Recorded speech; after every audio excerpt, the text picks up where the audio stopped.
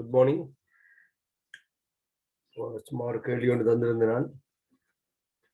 அதாவது H2SO4 H2O2 செறிவு வந்து பொதுவாக வொலியூம் அப்படின்னு சொல்லப்படுகின்ற ஒரு அலகிலே அளக்கப்படுவதுன்னு சொல்லி, அது வொலியூம் என்று சொல்லி சொல்லப்பட்டாலும் அதற்கு ஒரு மூலர் செறிவு கணிக்க முடியும் என்று சொல்லி ஒரு கேள்வி தந்திருந்தான். இதுதான் பாருங்க. நான் உங்களுக்கு இலகுவாக கணித்தல் இருக்கணும் என்று ஒரு கேள்வியை தெரியும் போது H2O2 செறிவு வலிமை 11.2 வொலியூம் என்று தந்திருந்தார். 11.2 வொலியூம். வொலியூம் என்றா என்னன்னு சொல்லி போன வகுப்புல நான் தெளிவுபடுத்தி இருந்தேன்.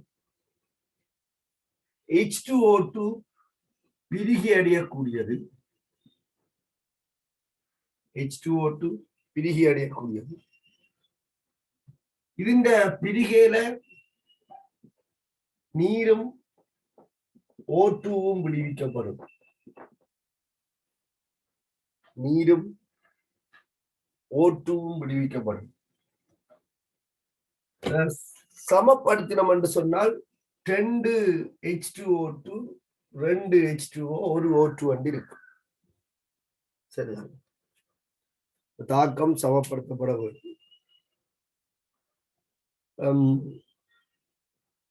11.2 வொலியூம் என்பதில் இருந்து நாங்கள் சொல்லக்கூடிய ஒரு தகவல் என்னென்றால், இந்த கரைசலின் கனவளவுக்கும்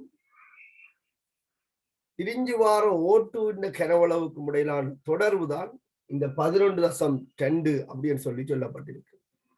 O2 கனவளவு என்பது வாயுவினுடைய கனவளவு. இது கரைசல்ட கனவளவு. கரைசலின் கனவளவு வெப்பநிலை அமுக்கத்தால பெருமளவு என்ன செய்யாது, மாற்றப்பட முடியாது. ஆனால் வாயுவின் கனவளவு வெப்பநிலை அமுக்கத்திலே தங்கி இருக்கிறதால அங்க நாங்கள் STP அப்படின்னு சொல்லப்படுகின்ற ஒரு நிபந்தனையை குறிப்பிடுறோம். அப்ப STP என்பது உங்களுக்கு தெரியும், 0°C வெப்பநிலையும் ஒரு ஏற்றியம் அமுக்கமும். 11.2 வொலியூம் என்பது இதன் ஓரலகு கனவளவில் இருந்து STP 11.2 அலகு கனவளவு O2 வாயு வரும் என்பதாகும். இதை நீங்கள் 1 டெசிமீட்டர் கனம் என்று கருதினால் இது 11.2 டெசிமீட்டர் கனமாக இருக்கும் STP. சரிதான்.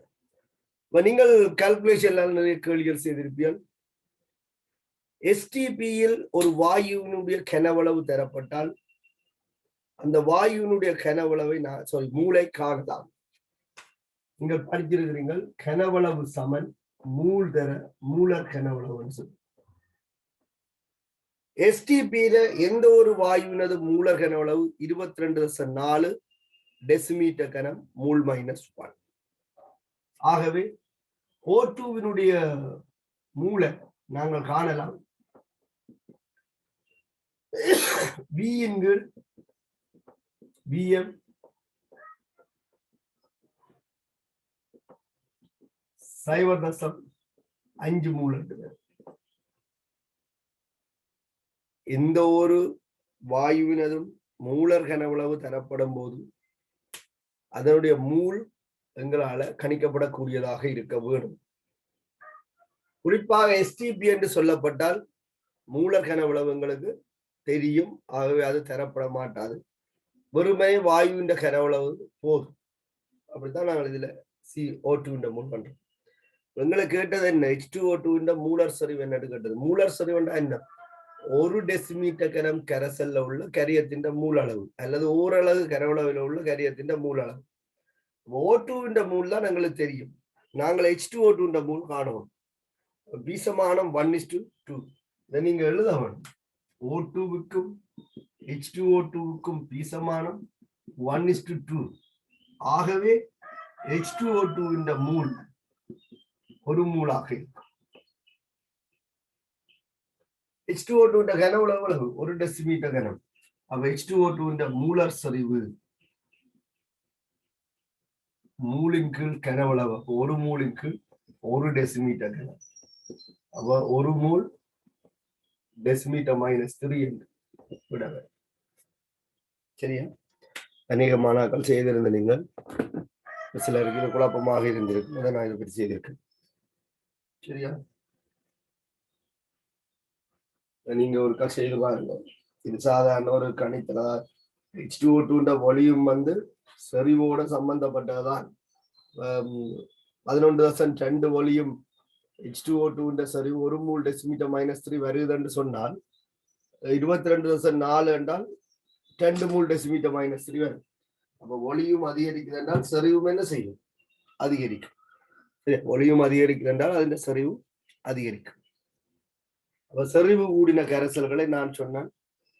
இந்த விண்வெளி ஓடங்கள்ல ஐதரசனை தகனமுடைய தேவையான ஆக்சிஜனை பெறுவதற்கு பயன்படுத்துறோம் என்று சொல்லி, அதே மாதிரி ஐதான H2SO4 H2O2 வந்து செறிவு குறைந்த H2O2 தொற்று நீக்கியாகவும் பரிசோதனை கூடங்களையும் பயன்படுத்தப்படுகிறது அப்படின்னு சொல்லியிருந்தோம். சரிதான். இது வெளிற்றல் இயல்பு உடையதான ஆடைக்கை தொழில்கள்ல வெளிற்றலுக்கும் H2O2 நாங்கள் பயன்படுத்திக் கொள்வோம். சரி, தலையங்கம் போட்டுக் கொள்ளுங்க. ஐதரசன் பெராக்சைடு தயாரிப்புகள், அதாவது H2O2 தயாரிப்புகள்.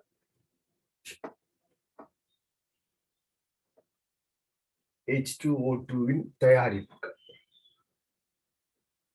இந்த தயாரிப்புகள் நாங்கள் ஏற்கனவே பார்த்தவைதான்.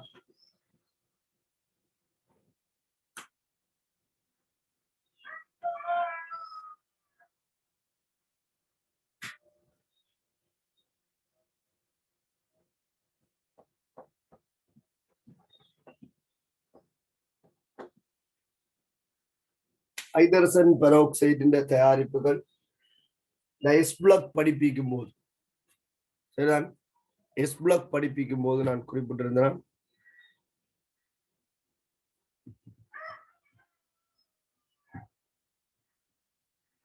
அதுல சோடியம் பெராக்சைடு, பேரியம் பெராக்சைடு போன்ற திண்மங்களுக்கு நீர் சேர்ப்பதன் மூலம் இந்த பெராக்சைடுகளை நாங்கள் தயாரிக்க முடியும்.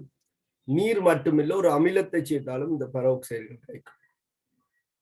ஐதரசன் பெராக்சைடு வந்து ஒளி முன்னிலையில பிரிகை அடையக்கூடியதாக இருக்கிறதால இதை பயன்படுத்துற சந்தர்ப்பங்கள்ல அநேகமாக கபில நிற போத்தல்கள்ல அடைக்கப்பட்டிருக்கும். கபில நிற போத்தல்கள் ஒளியின் ஊடுருவலை கட்டுப்படுத்தும். அப்ப உள்ள செல்லுகின்ற ஒளியின் அளவை கட்டுப்படுத்துவதன் மூலம் இதன் பிரிகையை குறைக்கும். ஆனாலும் நீண்ட நாட்களுக்கு களஞ்சியப்படுத்துவது என்பது ஐதரசன் பெராக்சைடை சாத்தியப்பாடற்றது. ஆகவே களஞ்சிய சாலைகள்ல சோடியம் பெராக்சைடாகவும் பேரியம் பெராக்சைடாகவும் தான் அவை களஞ்சியப்படுத்தப்பட்டிருக்கும். தேவை ஏற்படும் போது இந்த சோடியம் பெராக்சைடு, பேரியம் பெராக்சைடுக்கு அமிலம் அல்லது நீர் சேர்ப்பதன் மூலம் நாங்கள் இந்த H2O2 கரைசலை வந்து தயாரித்து கொள்ள முடியும். அப்ப ஐதரசன் பெராக்சைடு தயாரிப்புகள் எஸ்பிளாக்ல ஏற்கனவே சொன்னா. மற்றது பொட்டாசியம் சூப்பர் ஆக்சைடுக்கு நீர் சேர்க்கையும் அதில் ஒரு விளைவாக ஐதரசன் பெராக்சைடு உருவாகும். சூப்பர் ஆக்சைடுக்கு நீர் சேர்க்கைகள் பெராக்சைடும் O2 தான் வரும். சரிதானே? அது வந்து ஐதரசன் பெராக்சைடோட உங்களுக்கு O2 வரும். அந்த 3 சந்தர்ப்பங்களையும் H2O2 விடுவிக்கப்படுகிறத நாங்கள் பார்க்கலாம். சரியா? சொல்லிக் கொள்ளுவோம். H2O2 இந்த தயாரிப்புகள்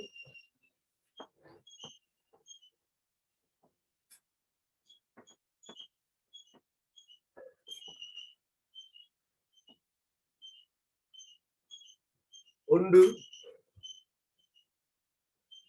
சோடியம் பெராக்சைடில் இருந்து Na2O2 இருந்து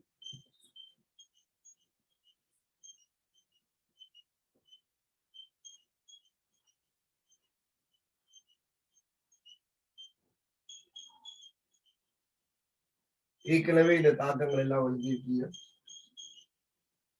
Na2O2க்கு நீர் சேர்க்கும் போது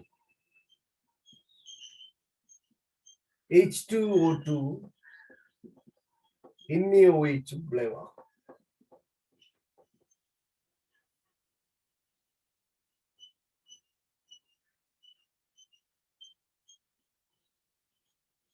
சரியா? H2O2 NaOH விளைவா.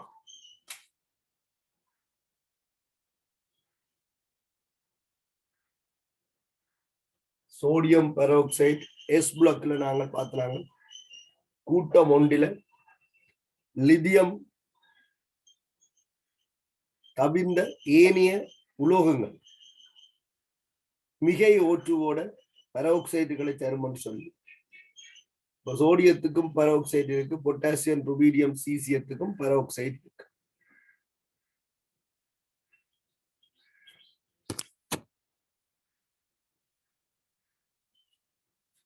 சோடியத்துக்கும் பெராக்சைடு இருக்கு, பொட்டாசியம் ருபீடியம் சீசியமும் பெராக்சைடுகளை தோற்றுவிக்கு. இரண்டாவது பேரியம் பெராக்சைடில் இருந்து BaO2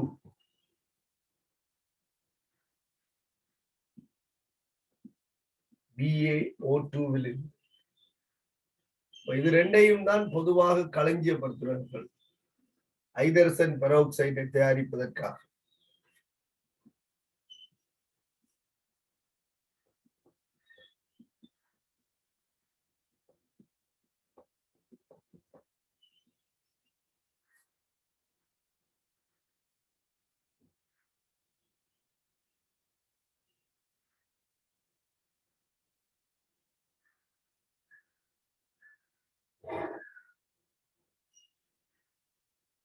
மூன்றாவது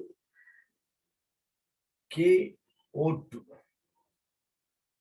பொட்டாசியம் சூப்பர் ஆக்சைடு.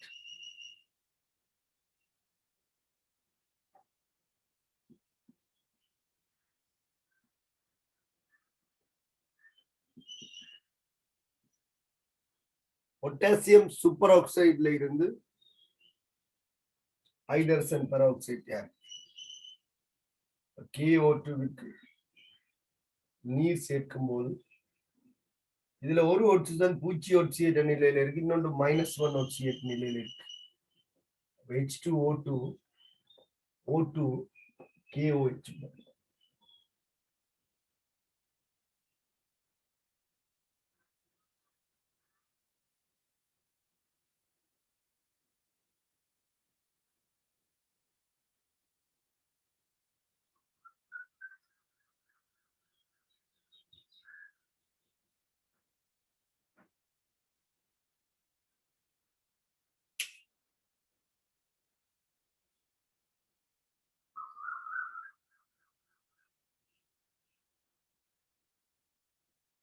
இதுல half O2 போட வேண்டி வரும். ஈசமானம் பின்னத்துல இருக்கக்கூடாது என்பதற்காக ஒட்டுமொத்த சமன்பாட்டையும் 2ஆல பெருக்க வேண்டி வரும். 4 KO2 சக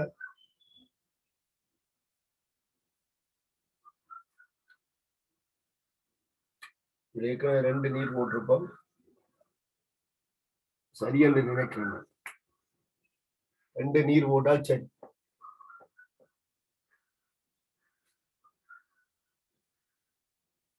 ஒட்சன் சாப்பிட்டு இதுல 4 ஒட்சன், இதுல 2 6, இதுல 2, இதுல 2, அதுல 2. சரியா? ஓகே.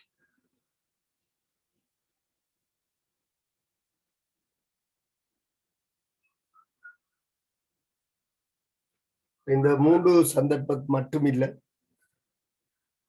கூட்டம் ஒன்றில இருக்கிற பெராக்சைடு எந்த ஒரு பெராக்சைடுக்கும் அமிலம் அல்லது நீர் சேர்க்கும் போது ஹைட்ரஜன் பெராக்சைடு விடுவிக்கப்படும். கூட்டம் 2ல பெராக்சைடை தோற்றுவிக்கிற ஒரே ஆள் பேரியம் பெராக்சைடு தான். பேரியம் மட்டும்தான் பெராக்சைடை தோற்றுவிக்கும். கூட்டம் 2ல எந்த ஒரு மூலமும் சூப்பர் ஆக்சைடை தோற்றுவிக்காது. கூட்டம் 1ல லிதியமும் சோடியமும் தவிர்ந்த ஏனையவை சூப்பர் ஆக்சைடுகளை தோற்றுவிக்கும். இந்த தாக்கங்கள் ஏனைய சூப்பர் ஆக்சைடுகளுக்கும் பொருந்தும்.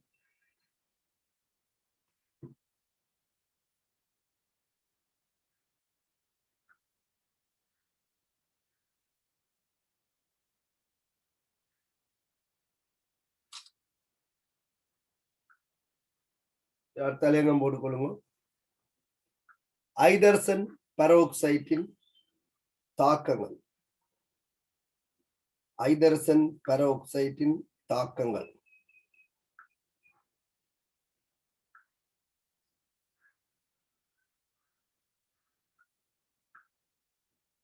ஐதரசன் பெராக்சைட்டின் தாக்கங்கள்.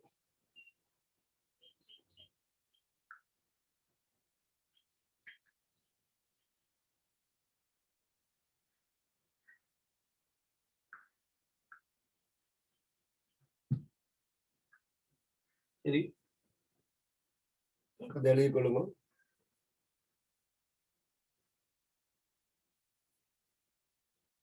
இதுல வந்து என்னண்டா கவனிக்க வேண்டிய விஷயம், இப்ப பெராக்சைடு இருக்குதானே, பெராக்சைடு என்பது O2 2- என்று சொல்லப்படுற அந்நியன்.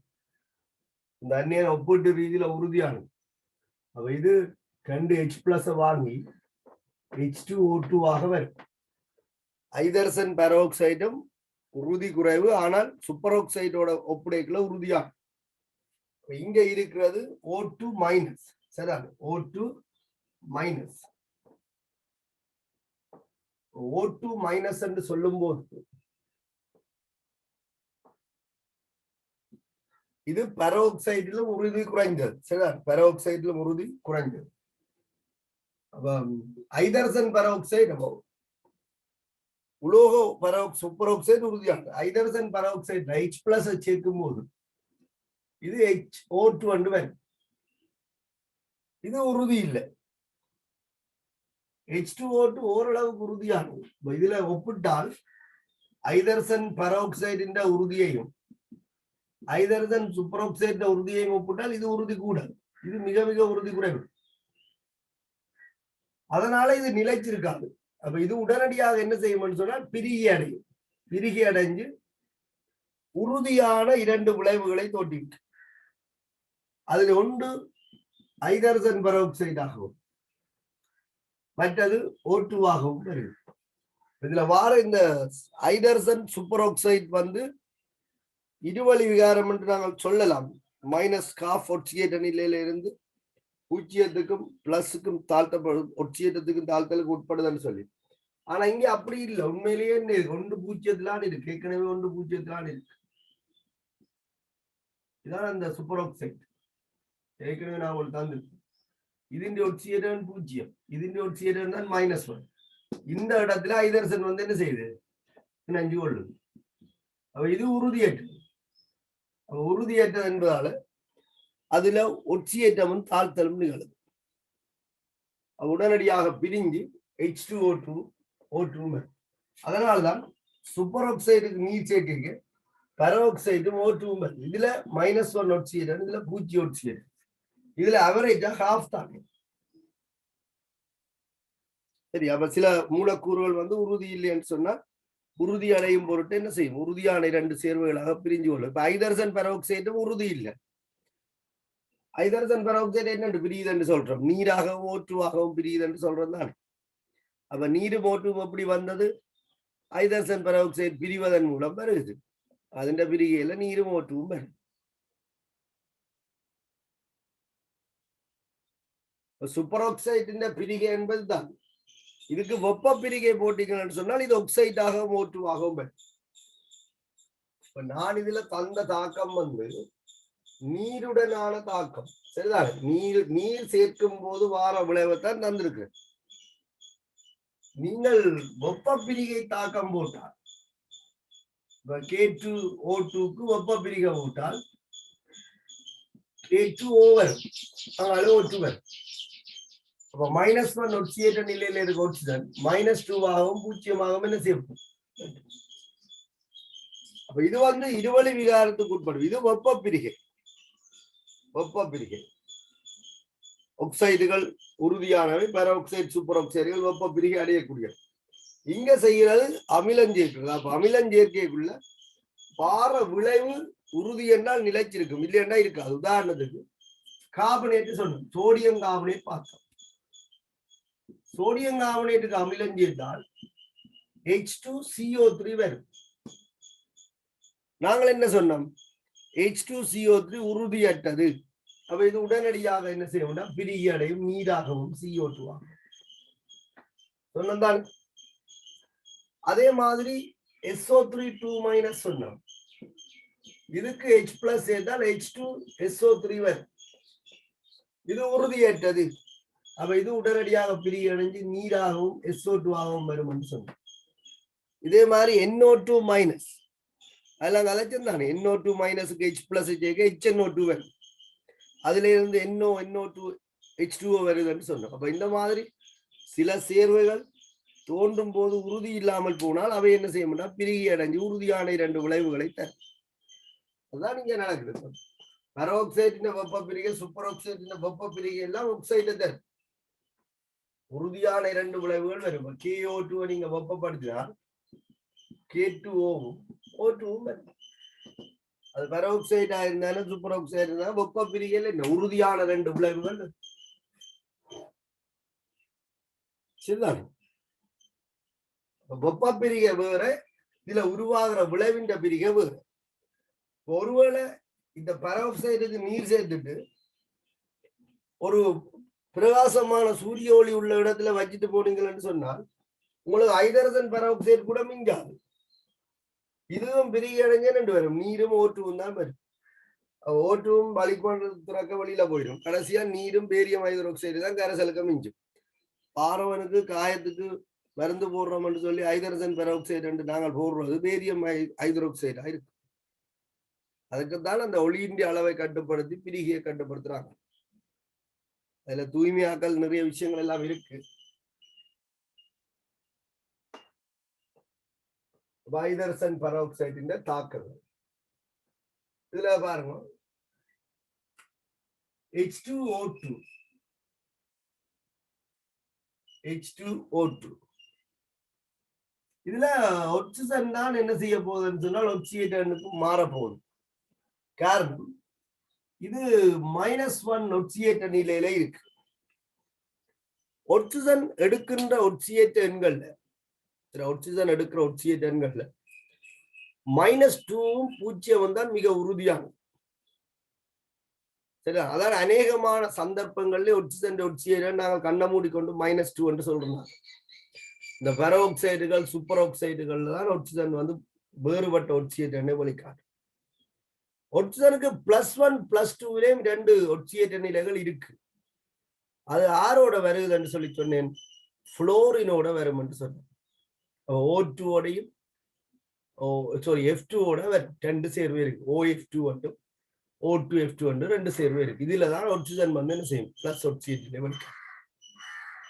அப்ப இந்த புளோரினோட சேராத எந்த ஒரு சந்தர்ப்பத்திலையும், சரி, புளோரினோட சேராத எந்த ஒரு சந்தர்ப்பத்திலையும் ஆக்சிஜனுக்கு பிளஸ் ஆக்சிஜன் இல்லை. ஆக்சிஜன் பிளஸ் ஆக்சிஜன் எப்ப வெளிக்காட்டும் என்றால் அது புளோரினோட சேர்ற சந்தர்ப்பத்துல மட்டும்தான் வெளிக்காட்டும். கைக்கிற விலங்குதான்.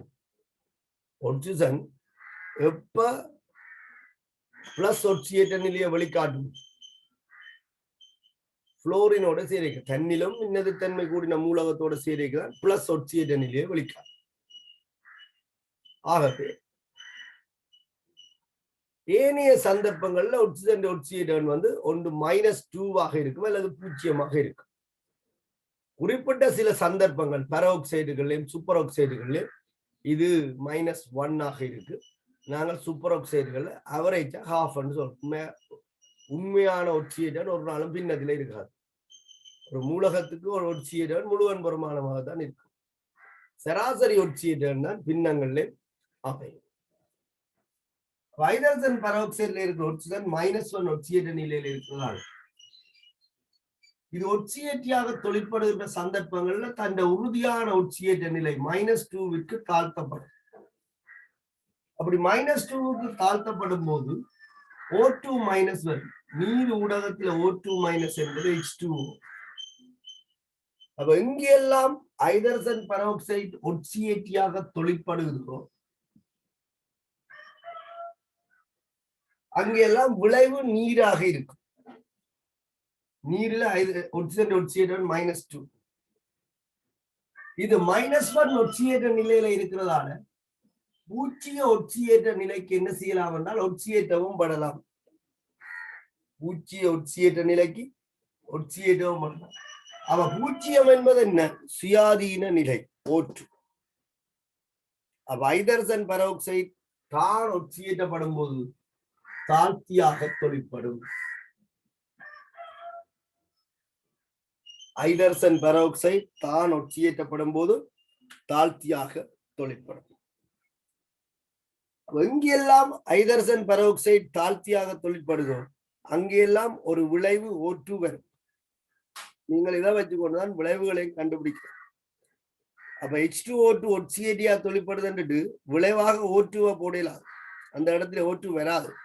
ஓட்டு வாரதுன்னா வேறு ஏதாவது ஒரு விளைவுல இருந்தால் ஓட்டு வர ஒண்ணு தவிர H2O2 இருந்து ஓட்டு வராது. ஒட்சியேட்டியா தொழிற்படுற ஊரு தான் தாழ்த்தப்படும். அப்போ நீர் தான் வரும். தாழ்த்தியாக தொழிற்படைக்கு கட்டாயம் என்ன செய்யும்? ஓட்டு விடுவிக்கப்படும். சொல்ற விலங்குதானே. இந்த தாக்கத்தூர்க்கா போட்டுக் கொள்ளுங்க. ஹைட்ரஜன் பெராக்சைடுல இருக்கிற ஆக்சிஜன் வந்து -2 ஒட்சியேற்ற நிலைக்கும் பூச்சிய ஒட்சியேற்ற நிலைக்கும் மாறுவதன் மூலம் ஒட்சியேற்றும் கருவியாகவும் தாழ்த்தும் கருவியாகவும் தொழிற்படுகிறது.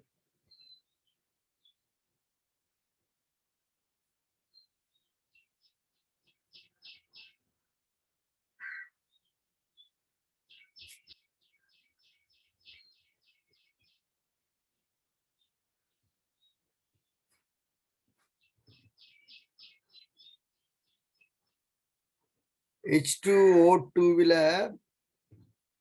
oxygen oxyated -2 இல்ல.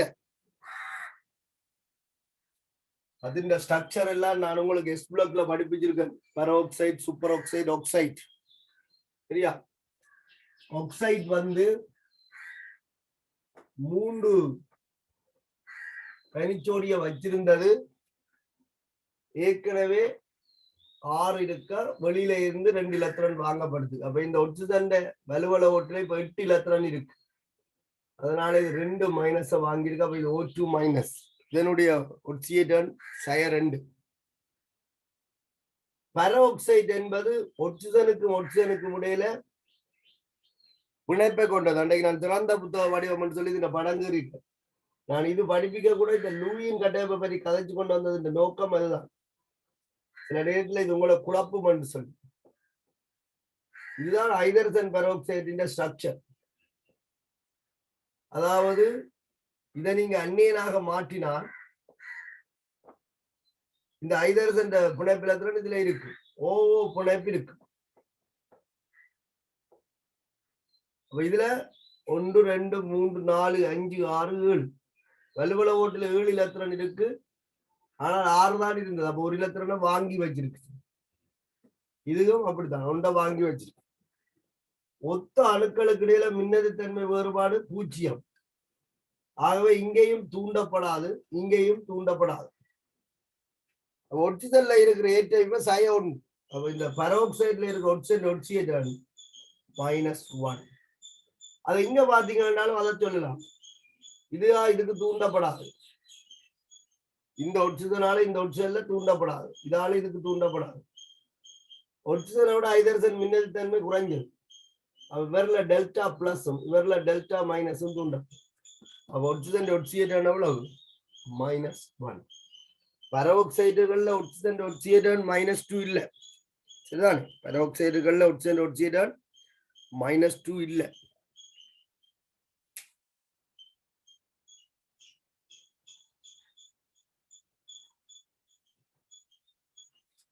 தலையங்கம் போட்டுக்கொள்ளுங்க. H2O2 ஒட்சியேட்டியாக தொழிற்படும் சந்தர்ப்பங்கள். H2O2 ஒட்சியேட்டியாக தொழிற்படும் சந்தர்ப்பங்கள்.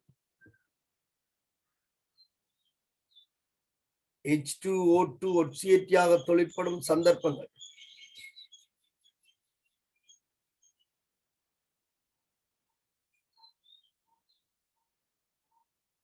H2O2 ஒட்சியேட்டியாக தொழிற்படும் சந்தர்ப்பங்கள்.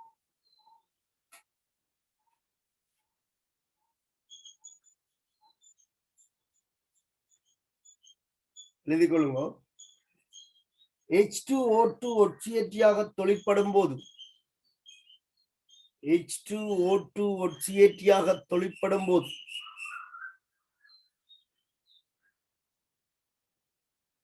H2O2 ஒட்சியேற்றியாக தொழிற்படும் போது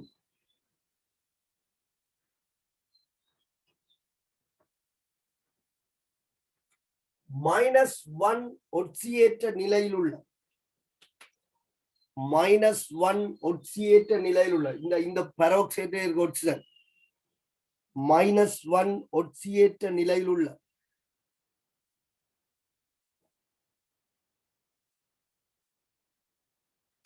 ஆக்சிஜன் தாழ்த்தப்பட்டு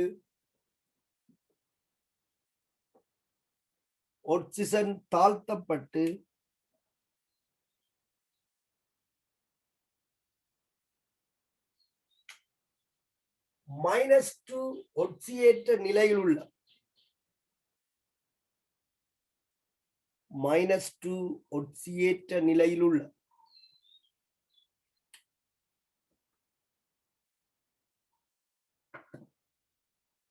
-2 ஒட்சியேற்ற நிலையில் உள்ள நீராக மாறும்.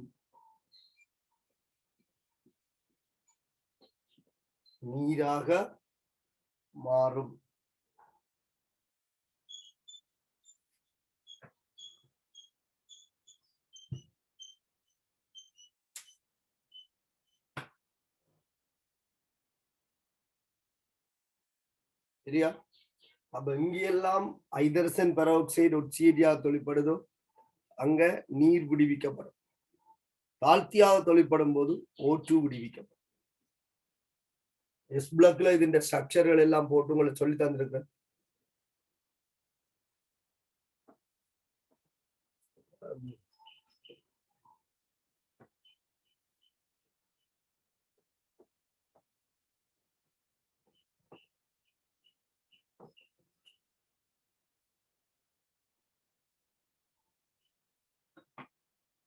பாருங்க, நாங்கள் ஏற்கனவே படித்ததாக்கும் H2O2 ஒட்சியேற்றியாக தொழிற்படுறதாக்கும் SO2O பார்த்திருக்கிறீங்க. அங்க H2O2 தாழ்த்தியாக SO2 தாழ்த்தியாக தொழிற்படுவதாக உதாரணமாக இது இருக்கு. SO2க்கும் H2O2க்குமான தாக்கத்துல H2SO4 சில பேர் கேட்கலாம், அங்க நீரை காணேன்னு. இதுல -1 ஒட்சியேற்றில இருக்க ஆக்சிஜன் H2O இருக்கிற -2 ஒட்சியேற்றிலையா போயிட்டு இங்க அதை நாங்கள் சேர்த்து எழுதுறதால H2SO4 எழுதுறதால நீர் ஊடகத்துல காட்டப்படவில்லை. இதுதான் இதுல இருந்து வந்தது நீர் தான். உங்களுக்கு இது +4ல இருந்து +6 போகுது, -1ல இருந்து நீர் -2க்கு போகுது. அடுத்ததாக நீங்க படிச்சிருக்கிறீங்க H2S உடன் -2 ஒட்சியேற்ற நிலையில இருக்கிற இந்த கந்தகத்தை கவனிச்சு கொள்ளுங்க. -2 ஒட்சியேற்ற நிலையில இருக்கிற இந்த கந்தகத்தை H2O2 +6 ஒட்சியேற்ற நிலை வரை ஒட்சியேற்றும் வலிமையான ஒரு ஒட்சியேற்று. பொதுவாக KMnO4 K2Cr2O7 ஒட்சியேற்றும் போது பூச்சிய ஒட்சியேற்ற நிலைக்கு தான் ஒட்சியேற்றப்படும் என்று சொல்லி இருக்கு. H2S2 வந்து ஹைட்ரஜன் சல்பைட்டாக இருந்தா என்ன, வேறொரு உலோக சல்பைட்டாக இருந்தா என்ன, சரிதானே? ஹைட்ரஜன் சல்பைடா இருந்தா என்ன, வேறொரு உலோக சல்பைட்டா இருந்தா என்ன, H2O2 ஆல ஒட்சியேற்றப்படும் போது இது SO4 வரை ஒட்சியேற்றப்படும். அப்ப இதுல உங்களுக்கு PbSO4 தான் விளைவா. இது தாழ்த்தப்பட்ட நீர்.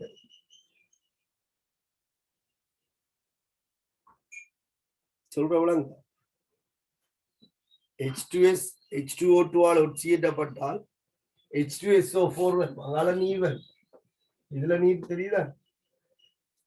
-2 ஒட்சியேற்ற நிலையில இருக்கிற இந்த கந்தகம் +6 வரை H2O2 ஆல் ஒட்சியேற்றப்படுகின்றது.